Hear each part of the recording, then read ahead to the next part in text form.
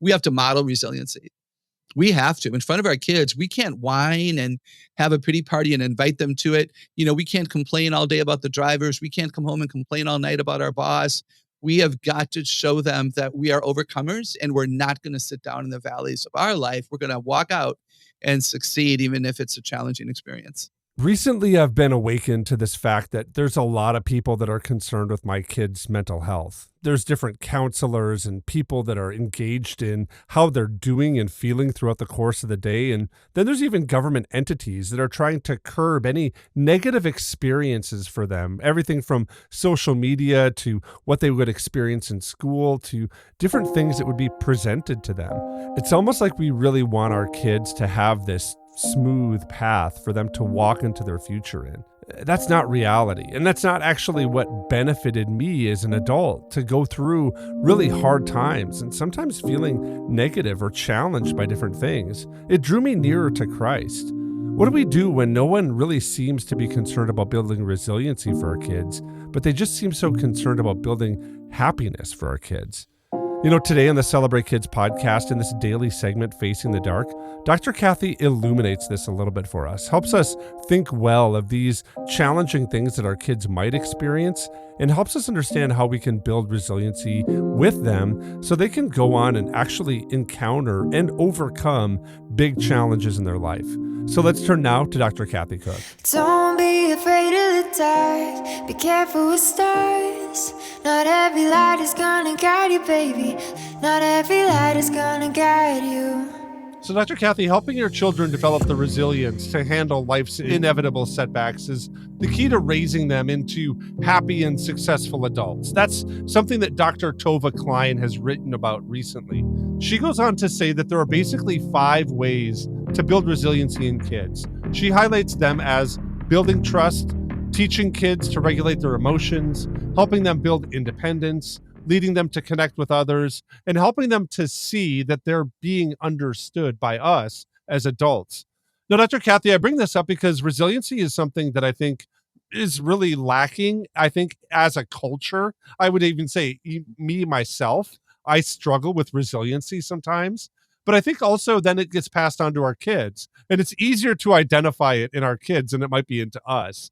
But you wrote an entire book on resiliency, and I want to hear a little bit of why you wrote that book on resiliency. Why is this something that should be focused on as parents, especially in this cultural moment? Right, thanks. I started writing the book during the COVID crisis when I was so concerned that our young people would kind of define their whole existence by what they did not have.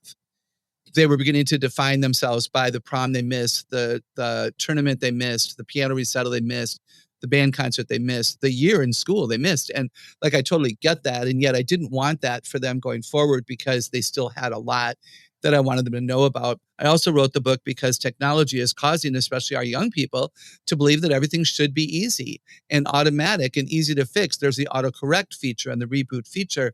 So there's a laziness. They admit to me that they X out of games they might lose. They don't like working harder to try to win, or they just don't want to have the loss on their heart. And that's going to make them weak and not really able to step up to the challenges that an academic life requires or that a life requires of them.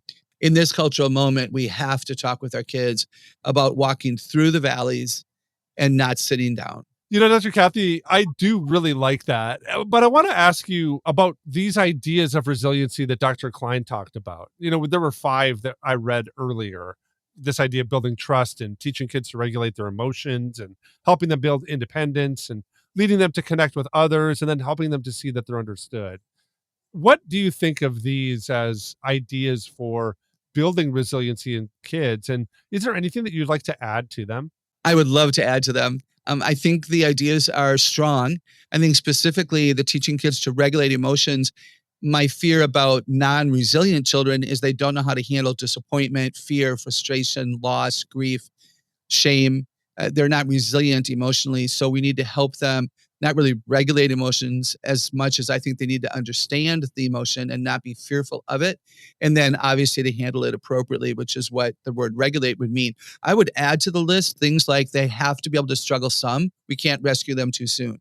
If we are fearful that they will make mistakes and make us look bad, then boy, we got to get over that, because if we don't let them make some mistakes while they're in the safety of our home, they may crumble and burn the day that they ultimately do make mistakes, because they will make them. We need to teach them that perfection isn't necessary, and it's often not even possible. So mistakes are okay. In fact, I had kids say to me, well, if we always learn from our mistakes, why are we so afraid to make them?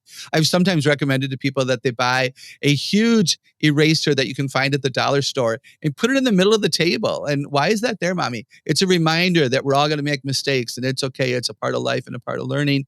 They also, Wayne, another thing that's important for us to overcome the lack of resiliency is that we need to know our strengths so that we can rely on them. If kids aren't resilient, it means that they don't recover from their difficulties. They sit down in the valleys and they don't work hard, and they don't ask for help, and they don't, step out and try new things. And they often don't do that because they don't know their strengths. If they're not resilient, we've probably yelled at them about not being resilient. Why don't you try harder? And why are you always giving up? Those questions don't help them not give up. So they need to know their strengths so they can overcome the challenges. And then we need to be available when they're confused. Evidence of resiliency is that we ask for help. You and I have established in our working relationship here at Celebrate Kids, I think a very healthy relationship where we are willing to ask for help. You have made it clear to me that if I don't understand something on the technology side or something you've asked me to complete, that you're never bothered by a question. And I really appreciate that, because if I couldn't ask you for help and clarification, then I'd be at a loss and I would be fearful, and I don't want to disappoint you. So we need to be available to our kids so that when they're confused, they can ask help, and we will answer their questions without shaming them. Now, if they haven't been attentive and they've been lazy and they were multitasking when they should have been one-on-one attentive, call sin sin. But many times it's just that they're young and they're inexperienced and they're overwhelmed and they're fearful. And they come and they go, Daddy, I'm so sorry, but I don't remember. What did you want me to do next? The words out of our mouth in that moment can hurt them deeply, or heal any fear that's there, and say, man, thanks for trusting me. I'm so glad that you wanted to get it right. I'd like you to do this next. And you don't even have to say, next time, listen closer. Just give them the answer and let them skip away and have a good experience. And the next time you train them to do something in order, remind them, now, what are we going to do first? And what are we going to do second? But in that moment, just reward him for his courage by giving him the answer so he can succeed, which is what he ultimately wants to do. And then one more thing, Wayne, we have to model resiliency. We have to. In front of our kids, we can't whine and have a pity party and invite them to it. We can't complain all day about the drivers. We can't come home and complain all night about our boss. We have got to show them that we are overcomers, and we're not going to sit down in the valleys of our life. We're going to walk out and succeed, even if it's a challenging experience.